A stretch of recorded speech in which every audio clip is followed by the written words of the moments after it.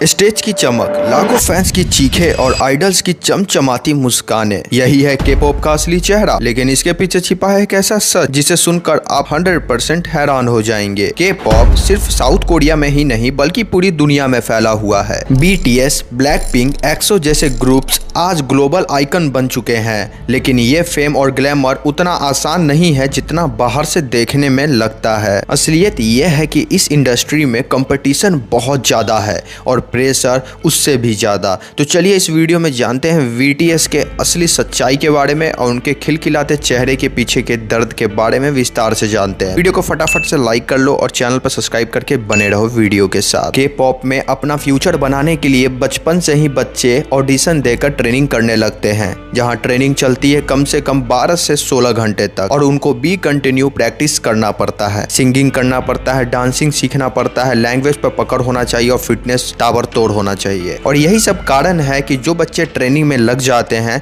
वो अपना बचपन को छोड़ देते हैं और यहाँ तक कि पढ़ाई को भी छोड़ना पड़ता है, क्योंकि उतना ज़्यादा उनके पास टाइम नहीं होता है कि वो अपने बचपन को भी जी ले और पढ़ाई भी कर ले और के पॉप के स्टार भी बन जाए। तो कुछ ना कुछ तो छोड़ना ही पड़ेगा। और कुछ रिपोर्ट बताते हैं कि 100 बच्चे जैसे ट्रेनिंग कर रहे हैं, मतलब 100 बच्चे एक इंस्टीट्यूट में ट्रेनिंग कर रहे हैं के पॉप स्टार बनने के लिए, तो उनमें से केवल 1 से 2 ही सिलेक्ट हो पाते हैं, बाकी सब रिजेक्ट हो जाते हैं। तो कंपटीशन किस लेवल पर है आप इसका अंदाजा इसी बात से लगा सकते हैं कि 100 में से केवल 1 से 2 ही बच्चे सिलेक्ट हो पाते हैं, बाकी सब रिजेक्ट हो जाते हैं। सालों तक मेहनत करते हैं, अपने बचपन को भी छोड़ देते हैं और अपने पढ़ाई तक को छोड़ देते हैं और ट्रेनिंग करते हैं दिन रात 12-12 घंटे 16-16 घंटे तक मेहनत करते हैं ताकि के पॉप स्टार बन जाए। लेकिन होता क्या है, 100 में से केवल 2 ही लोग सिलेक्ट हो पाते हैं, बाकी सब रिजेक्ट हो जाते हैं। तो सोचो जो सिलेक्ट हो गए उनका तो फ्यूचर बन गया, लेकिन जो रिजेक्ट हो गए उन पर क्या बीत रहा होगा, क्योंकि उन्होंने अपना बचपन भी नहीं जिया, ना ही जवानी जिया और सबसे बड़ी बात उन्होंने अपनी पढ़ाई तक को छोड़ दिया। तब वो जाए तो जाए कहाँ। और ये जो सारा प्रोसेस होता है ये बहुत ज़्यादा फिजिकली और मेंटली थका देने वाला होता है। देखो के पॉप में स्लैब कॉन्ट्रैक्ट एक शब्द है और ये इतना ज्यादा फेमस इसी के लिए है क्योंकि कई आइडल्स को अनफेयर कॉन्ट्रैक्ट पर साइन करना पड़ता है।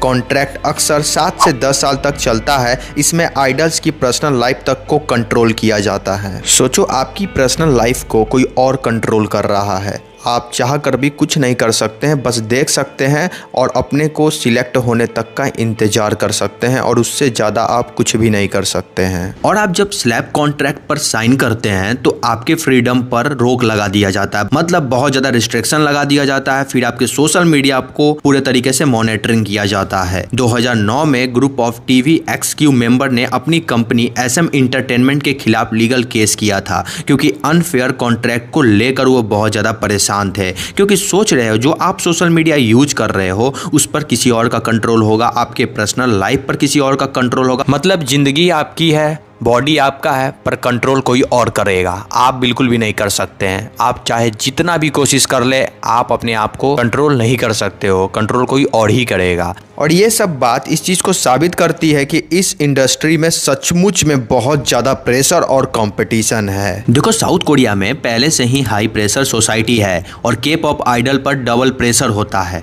परफेक्ट दिखने में और परफॉर्म करने का दबाव उनकी मेंटल हेल्थ पर बुरा असर डालता है। दुख की बात यह है कि कई आइडल्स डिप्रेशन और एंजाइटी से जूझते रहते हैं। 2017 में यही डिप्रेशन और एंजाइटी ने साइन ग्रुप के जोंग यूंग के लाइफ को खत्म कर दी थी। 2019 में सूली FX ग्रुप ने और फिर उसी साल गो हारा कारा ग्रुप की डेथ ने इस पूरे वर्ल्ड को शॉक कर दिया। यह इंसिडेंट दिखाती है कि इस मेंटल हेल्थ इस इंडस्ट्री की सबसे बड़ी प्रॉब्लम है। के पॉप आइडल से हमेशा परफेक्ट बॉडी शेप की उम्मीद रखी जाती है। स्ट्रिक्ट डाइट कॉमन है यहाँ पर। कई आइडल्स ने यह बात खुद बताई है कि डिबेट के समय उन्हें दिन भर में सिर्फ एक स्वीट पोटैटो या उबला हुआ अंडा ही दिया जाता है खाने के लिए। कुछ आइडल्स को एक्सट्रीम एक्सरसाइज और एकदम हार्ड रूटीन को झेलना पड़ता है।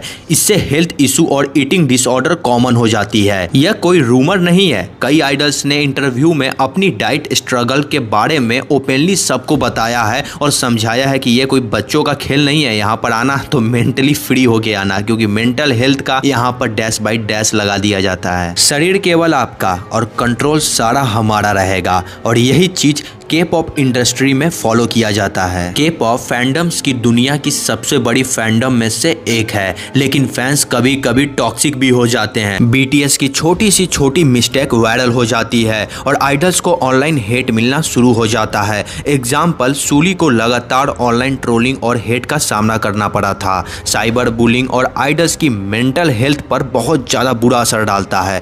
फैंस का प्यार ताकत बन सकता है, लेकिन नफरत कई बार जानलेवा भी साबित हुआ है।